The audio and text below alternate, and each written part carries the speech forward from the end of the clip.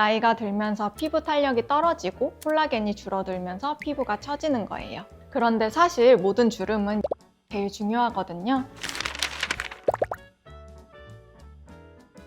여러분 혹시 거울 볼 때 목만 보면 한숨 나오시는 분들 계세요? 요즘 병원에 상담 오시는 분들 중에 목주름 때문에 오시는 분들이 정말 많습니다. 그런데 대부분 이거 필러 맞아야 되죠? 이렇게 말씀하세요. 그런데 사실 목주름이 다 같은 목주름이 아니거든요. 어떤 경우에는 필러가 필요 없을 수도 있고 어떤 경우에는 필러를 해도 부족할 수도 있습니다. 오늘은 목주름으로 고민하시는 분들을 위해서 하나하나 자세히 알려드릴 테니까요. 끝까지 시청해주세요.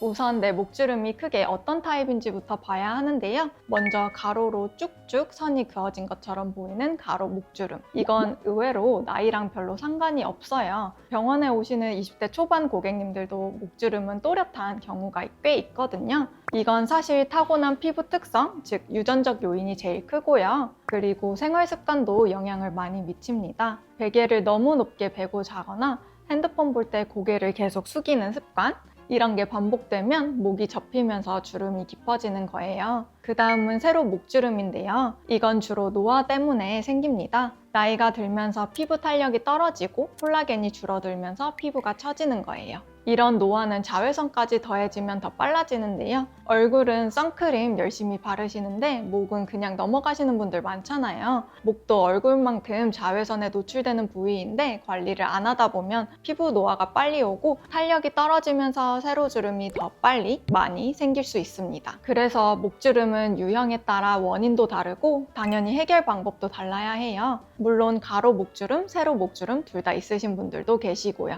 그런데 사실 모든 주름은 예방이 제일 중요하거든요. 먼저 병원 안 가고 집에서 관리하는 방법부터 말씀드릴게요.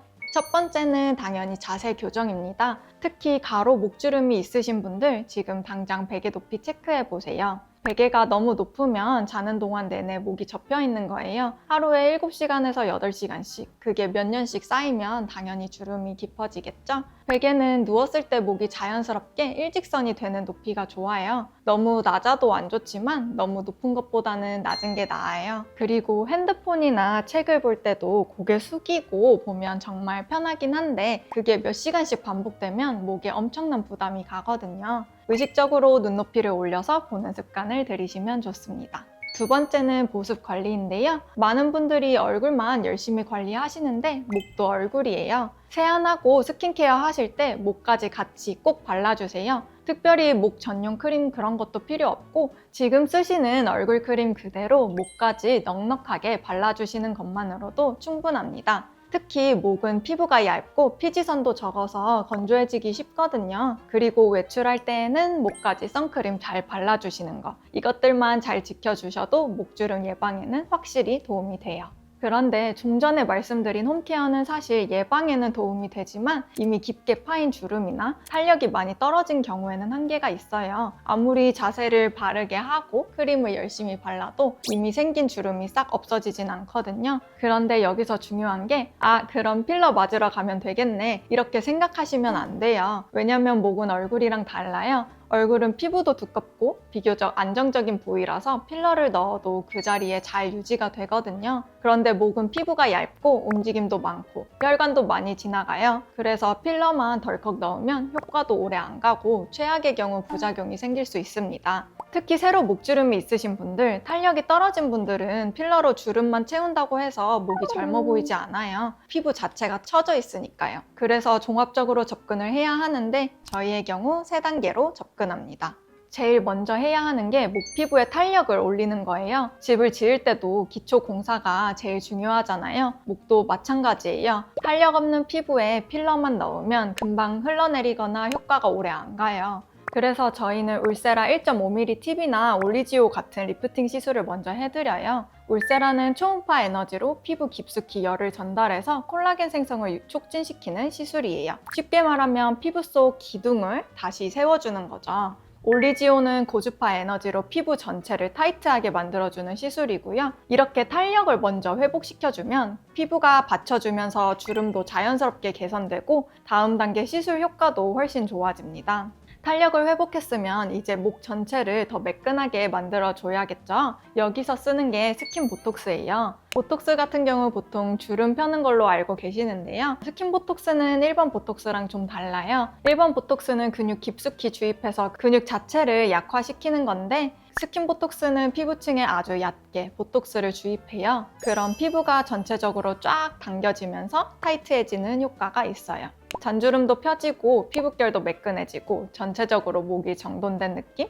이 시술 받고 나면 목이 확실히 깔끔해졌네? 이런 느낌 받으실 거예요. 마지막으로 그래도 깊게 파인 가로주름이 있으면 그때 필러로 채워주는 거예요. 이때 목 필러는 일반 필러랑 좀 다르게 해야 해요. 앞서 말씀드린 것처럼 목은 피부가 얇고 혈관도 많아서 조심해야 되거든요. 그래서 나노니들이라는 아주 가느다란 바늘을 써서 목 피부 가장 바깥층에만 얕게 필러를 주입해요. 이렇게 하면 멍도 덜 들고 통증도 훨씬 적고 혈관이나 깊은 조직을 건드릴 위험이 없습니다.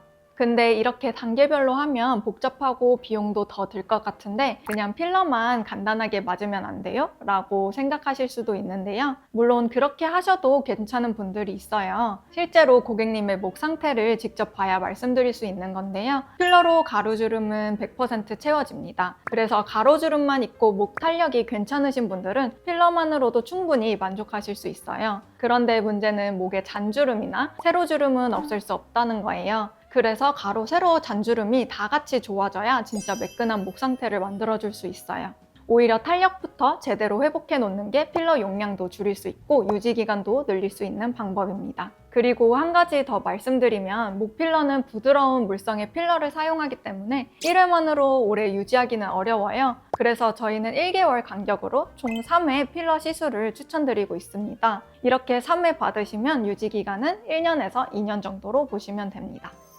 오늘 목주름 이야기가 생각보다 길어졌는데 그만큼 목주름은 단순하게 필러 한 방으로 해결되는 게 아니라는 걸 꼭 말씀드리고 싶었어요. 정리하자면 가로 목주름과 세로 목주름은 원인과 접근 방법이 다르고 평소에 자세 교정 그리고 목 보습이 핵심이라는 것, 그리고 시술은 필러보다 탄력 회복이 우선일 수 있다는 것, 이 정도가 되겠습니다. 내 목 상태를 정확히 파악하고 맞는 방법으로 접근하시면 훨씬 만족스러운 결과 얻으실 수 있을 거예요. 궁금하신 점 있으면 언제든 댓글 남겨주시고 그럼 다음 영상에서 또 만나요.